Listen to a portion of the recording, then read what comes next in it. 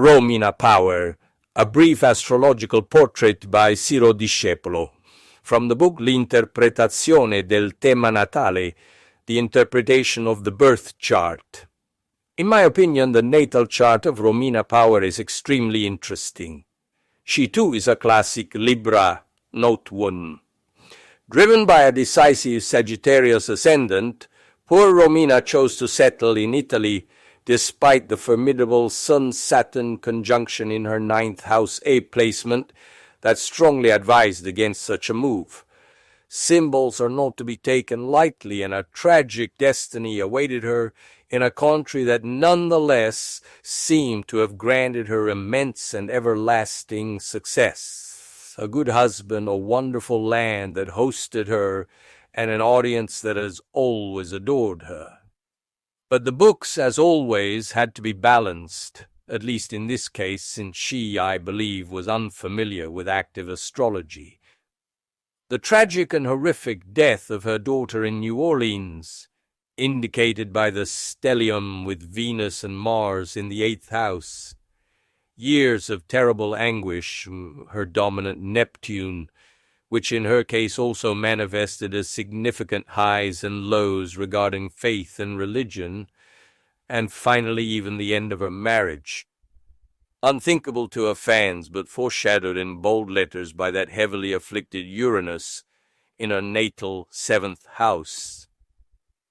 I would only add that her physicality, in my view, is the quintessential Libra type, that harmonious beauty of the 7th sign which found one of its highest artistic expressions in so many scenes of Stanley Kubrick's film. Barry Lyndon notes, "I'm sometimes asked how I determine whether a subject is compensated or not. I reply that when dealing with a public figure, there's no room for doubt. Their life and work speak so loudly that we cannot be mistaken, even beyond the sometimes rigid veil of privacy that attempts to hide the individual. If, on the other hand, I am meeting a person whose chart I have just studied, I don't even worry about the issue. I do not try to devise improbable algorithms to theoretically solve the problem when I have the chance, in just a few minutes or seconds of clock time, to discover if I am facing a classic or a compensated sign. If, for example, I'm expecting a Leo, I won't need more than 5 seconds after they appear at the door to understand whether I'm meeting a king of the forest or a sheep, and I say this without any contempt.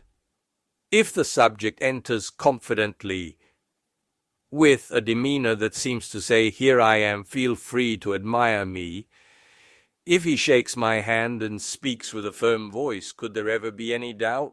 Conversely, if the person before me is clammy, has a sweaty hand that doesn't grip mine, tends to keep their eyes downcast, and introduces themselves with a low, insecure tone of voice, does one need to be Sherlock Holmes to realize in less than 5 seconds that I am meeting a compensated Leo?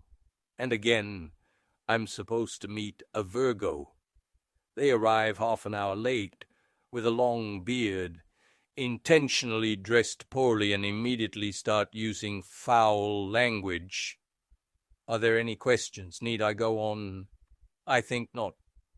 I should add, however, once again, that the compensated sign applies only to the position of the sun, never to the ascendant, the moon sign, or the most important sign of all, the sign determined by the position of the sun in the houses.